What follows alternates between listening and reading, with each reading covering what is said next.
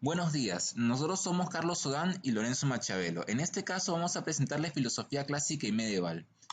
Filosofía clásica helenística romana. Comenzamos con Sócrates, quien fue un filósofo ateniense nacido en el 470 a.C., al cual se le considera como uno de los tres filósofos griegos representativos. Su método filosófico característico fue reconocido como mayéutica, que se basaba en la obtención de información por medio de ironías y preguntas. Este falleció en el 399 a.C. al ser asesinado por aquellos que consideraban a los sofistas y a la filosofía en sí como una amenaza al orden y a los ideales humanos. Platón, cuyo verdadero nombre fue Aristóteles, perteneció a una familia aristocrática. Platón representa a uno de los más originales genios de la historia filosófica. Su pensamiento auténtico racionalismo ha sido catalogado como idealismo. Fundó la academia donde se enseñaba no solo filosofía, sino también matemáticas, astronomía y ciencias físicas. Platón fue seguidor de Sócrates, quien sería su principal influencia sobre todo durante sus primeros años. Como característica distintiva, el pensamiento de Platón plasma ideas auténticas racionalistas y hasta con un tinte idealista. La teoría de las ideas o de las formas es uno de los aspectos principales de la filosofía platónica. Sostiene la división de dos mundos, uno de cosas sensibles materiales y otro donde no se puede percibir con los sentidos, donde se encuentran las ideas.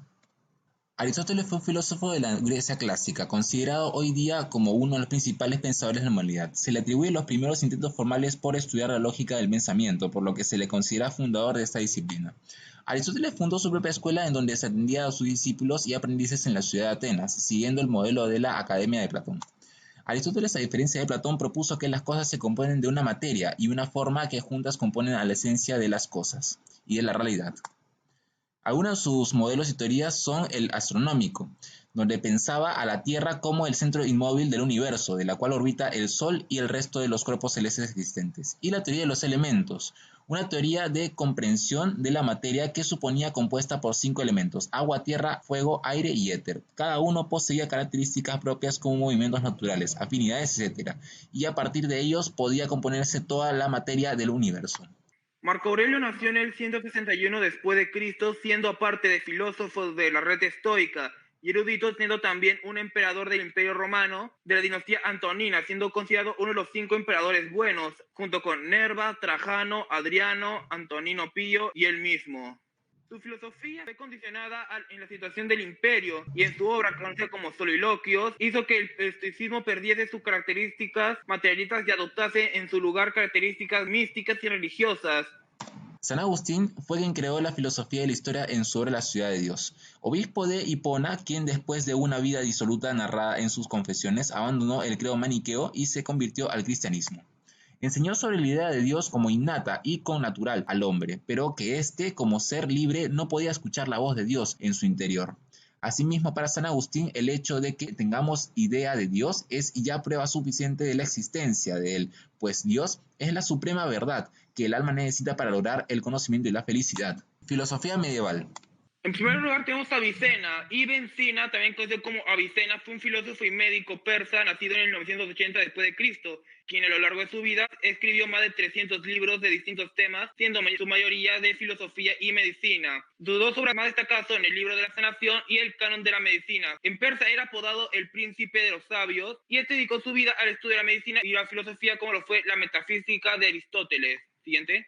Por otro lado tenemos a Averroes, quien fue un filósofo y maestro de leyes y matemáticas andalusí musulmán, quien nació en Marrakech en el año 1198 después de Cristo. Este a lo largo de su carrera sirvió en cortes de Sevilla, Córdoba y Marruecos. Averroes se caracterizaba por centrar sus estudios y su filosofía en todo aquello centrado con la psique humana y cómo funcionaba esta.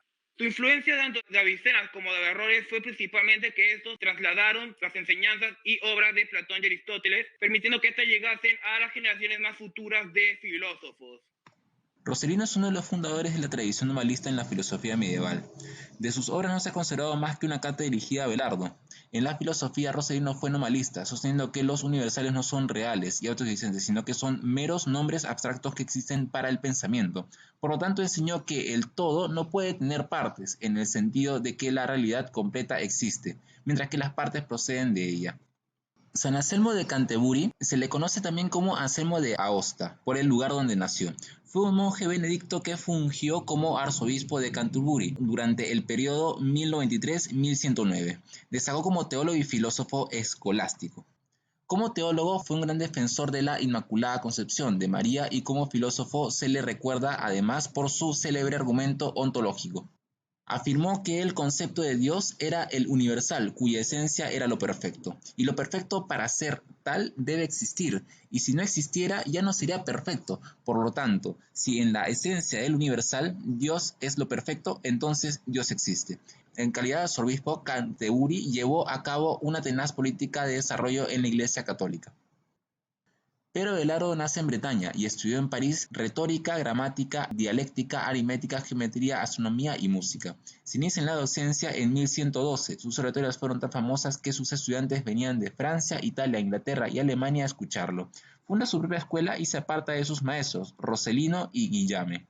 En la controversia filosófica, características de la Edad Media acerca de la naturaleza de los universales, sostenía las ideas del conceptualismo próximas al materialismo. En su libro Sic et Non proponía que la fe religiosa fuera limitada por unos principios racionales, ponía al descubierto las contradicciones irreductibles contenidas en los juicios.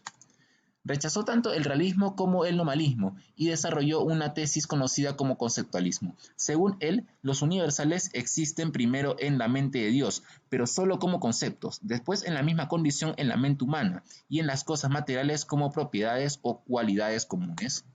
Santo Tomás de Aquino fue quien examinó con más detalle y profundidad la posición planteada entre la fe y la razón, tratando de armonizarla.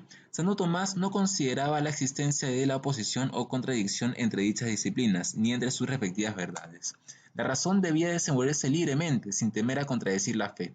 Para Santo Tomás es un hecho que el mundo material que conocemos a través de la experiencia hay movimiento y una serie de efectos observables. Consecuentemente, debe haber una primera fuerza o motor que origine ese movimiento universal. Ese primer motor es Dios.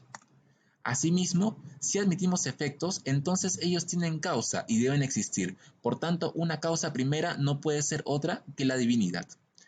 Por ello, se le atribuye haber conciliado el cristianismo con el aristotelismo y de esta manera haber armonizado razón y fe, filosofía y teología. Las obras más importantes de Tomás de Aquino son la Suma Teológica, la Suma contra los Gentiles y Del ente a la esencia. Este monje dominico dejó una escuela de pensamiento llamada tomismo, que se cultiva hasta nuestros días. Se le considera el más alto exponente de la filosofía escolástica.